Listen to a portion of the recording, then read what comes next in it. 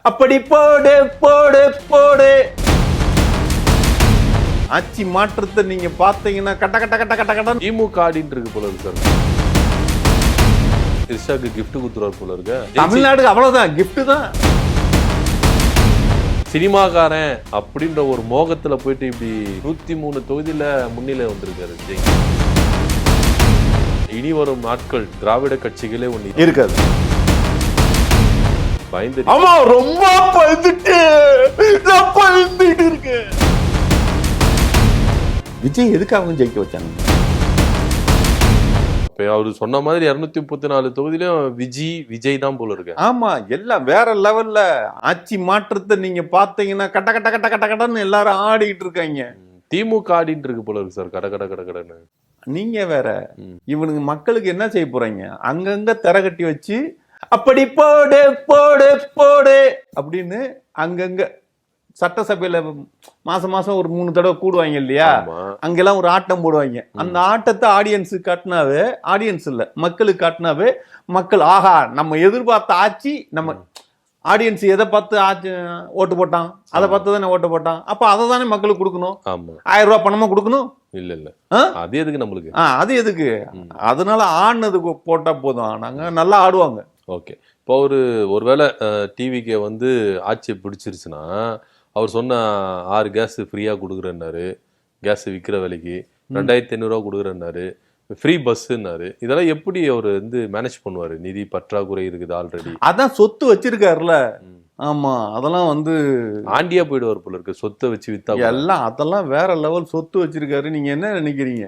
ஆமா, இப்பக்கு என்ன தெரியுமா, ஒரு பயங்கரமான பிளான் போட்டுக்கிட்டு இருக்காங்களாம் திமுக காரங்களும் அதிமுக காரங்களும். 2 பேரும் ஒன்னா சேர்ந்து நாம ஆட்சி அமைச்சிருவோம், இவனை காலி பண்ணோம்னா வேற வழியே கிடையாது. அது நடக்கிறதுக்கு சாத்தியமே கிடையாது. இல்ல, நடக்கிறதுக்கு வாய்ப்பு இருக்கு. ஆமா, ஒருவேளை நீங்க சொல்றது வச்சு பார்த்தா திமுக அதிமுக கூட்டணி சேர்ந்தா விஜய் கதை ஜோலி முடிஞ்சு. அதாங்க, திராவிட கட்சிகள் தானே. திமுகவுல இருந்து தானே அதிமுக வந்துச்சு. பெருசா கொள்கைகள் வேறுபாடுகள் இருக்கு. 2 ஒண்ணு தானே. கொள்கை இது தனியா அது தனியா அப்படி எல்லாம் கிடையாது. ஆமா, அதனால 2 ஒன்னாகிறதுக்கு வாய்ப்பு இருக்குது. இந்த சொல்லுவாங்கல்ல, அதாவது நீங்க 2.5 வருஷம் ஆண்டுக்குங்க, நாங்க 2.5 வருஷம் ஆண்டுக்குங்கிற கண்டிஷன்ல அந்த மாதிரி சிஎம் பதவியை வந்து இவங்க 2 பேரும் பிரிச்சு வச்சு டிராவல் பண்ண. பாஜக வாயில விசில தூக்கி வச்சுக்க வேண்டியதுதான். ஏன்னா இப்ப ஆல்ரெடி அதிமுக கூட கூட்டணி இருக்காங்க. திமுக உள்ள வரணும்னா பாஜக இருந்தா வரவே வராது. அதான், பாஜக இருந்தா வராதுன்னா பாஜகவை நாங்க கழட்டி விடுறோம்னு சொல்லி கழட்டி விடுவாங்க. ஒருவேளை பாஜக கழட்டி விட்டு எடப்பாடி பழனிசாமியும் விஜயம் வந்துட்டு என்ன பண்றது? அப்படியா? அப்படியும் பண்றதுக்கு வாய்ப்பு இருக்குல்ல. இப்படி வர்றதுக்கு வாய்ப்பு இருக்குதான். ஏன்னா தொங்கு சட்டமன்றம் அப்படின்னு வந்துருச்சுன்னா பாஜக கூட விஜய் போய் சேர மாட்டாரு.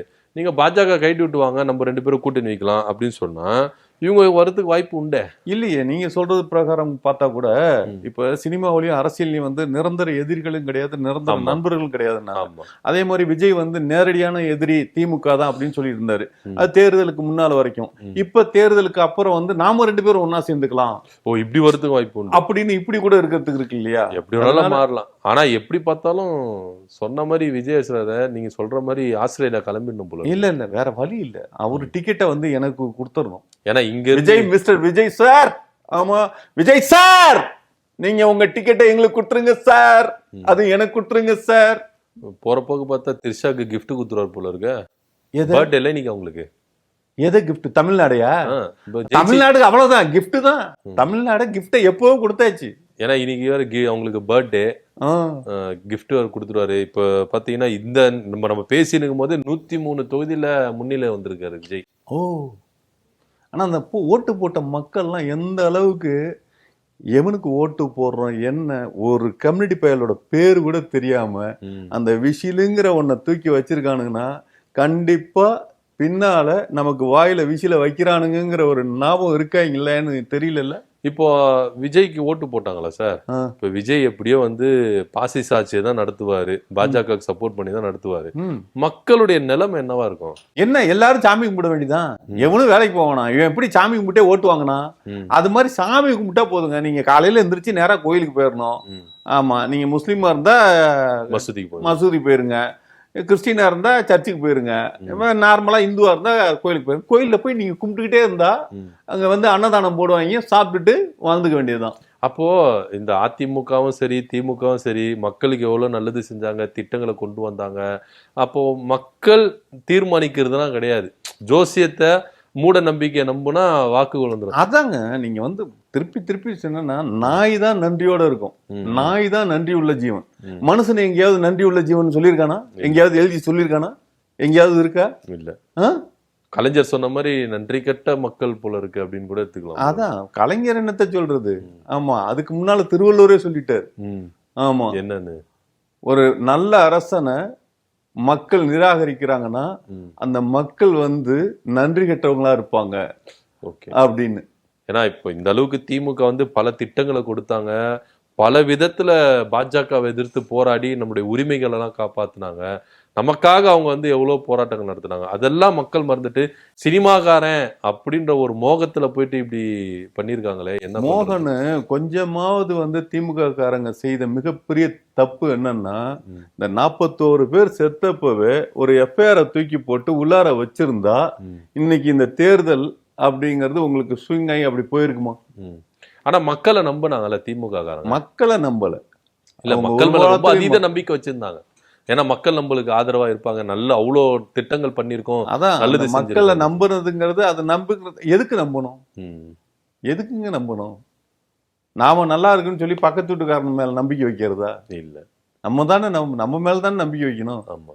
அப்ப நம்பிக்கையோட நம்ம இருக்கிறோம் அப்படிங்கிறதுக்காக நீங்க எஃப்ஐஆர் தூக்கி உள்ளார வச்சிருந்தீங்கன்னா என்ன இருக்கும்? ஏன் அதெல்லாம் செய்யல? அப்ப உங்களுக்கு இன்னும் பூஸ்ட் ஆயிருக்குல்ல தாவேக்காவுக்கு. எப்படி பூஸ்ட் ஆயிருக்கும்?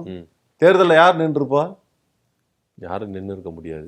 விஜய் நின்று இருக்க முடியாது. விஜய் நிக்கிற சூழ்நிலைக்கே இல்லாத ஒரு விஷயத்த பண்ணியிருந்தீங்கன்னா இன்னைக்கு தமிழ்நாடு வந்து இந்த அளவுக்கு ஓட்டு போட்டு எல்லாம் கொண்டு வந்து விஜய் நிப்பாட்டி போவானுங்களா?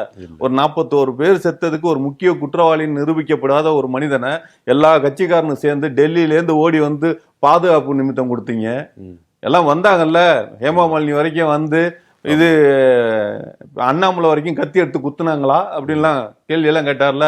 எடப்பாடி என்ன பண்ணாரு? எல்லாருமே சப்போர்ட் பண்ணாங்களே. ஒரு குற்றவாளி சமூகத்தை நிர்மாணிக்க போற ஒருத்தருக்கு எல்லாரும் சப்போர்ட் பண்ணி அவரை நிரபராதி ஆக்குனீங்க. இப்ப நிரபராதிக்கு ஐயோ நிரபராதி வந்துட்டாருனீங்கன்னா நீங்க தான் யாரு கிரியேட் பண்ணது? சட்டத்தில் இருக்கிறவங்க அந்த அரசியல்வாதிங்க தானே இவரை தூக்கி கொண்டு வந்து நிப்பாட்டினது. ஆமா. சன் டிவின்னு ஒண்ணுல வளர்த்து விட்டது யாரு? விஜய் தான். விஜயை வளர்த்து விட்டு மேல மேல வளர்த்துக்கு போயிடுறதுக்கு அடுத்தாப்புல சிவகார்த்தினையும் வளர்த்து விடுறீங்கல்ல.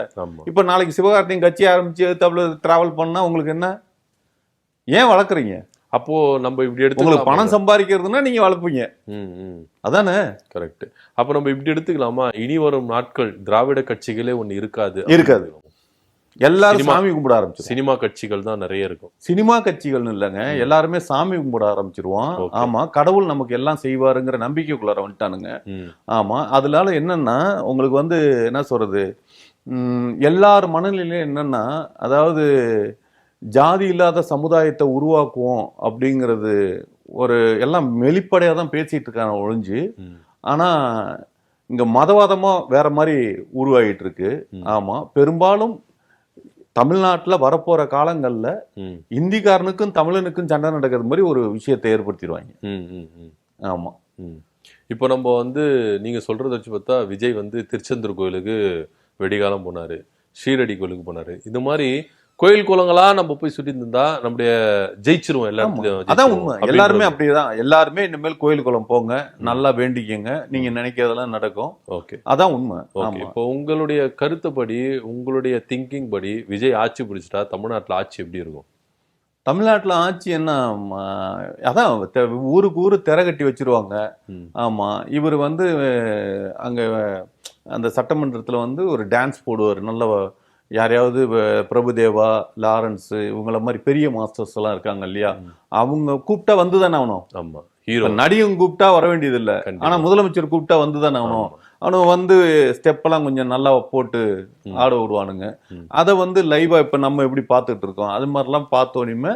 ஏன்னா மக்கள் எதை பார்த்து எதுக்கு ஏங்கி இவர் ஆடாம போயிடுவாரோ அப்படிங்கிறதுக்கு தான் நடந்தது. அதனால வந்து இந்த ஆட்டத்தை ரசிச்சு நல்லபடியா மக்கள் நல்லா சந்தோஷமா இருப்பாங்க. ஏன்னா இப்போ தாவேக்கால ரிசல்ட்டுக்கு முன்னாடி ஒரு ஆடியோ வந்து ரிலீஸ் ஆயிடுச்சு. பத்திரிகையாளர் கோட்டீஸ்வரன், அப்புறம் வந்து பாத்தீங்கன்னா நக்கீரன், அப்புறம் ஜீவ சகாப்தன், இவங்களெல்லாம் வந்து அது நம்ம ஆட்சிக்கு வந்துட்டா இவங்களெல்லாம் முதல்ல வந்து பெல்ட் ட்ரீட்மெண்ட்டு அவங்களெல்லாம் வந்து வச்சு செய்யணும் அப்படின்ற மாதிரி இருந்தது.